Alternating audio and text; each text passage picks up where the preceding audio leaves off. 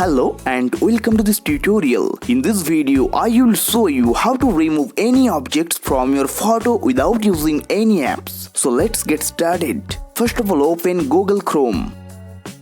In the search bar, here you type Magic Studio. If you haven't subscribed this channel, then subscribe to it and press the bell icon to get notification of new videos. And search it. Then tap on Magic Eraser from here. After that, tap on Upload Picture. Now choose a photo from your gallery that you want to edit. Once the photo is uploaded, simply highlight the object you want to remove.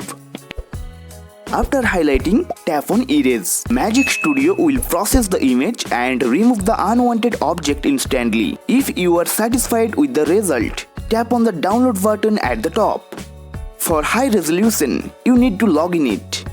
Or you can also download the low resolution version by just tapping on Download at Low Resolution. After that, just press and hold on the picture, then tap on Download Image from here. Now your photo has been saved in your gallery. Okay guys, if you found this video helpful, please leave a like.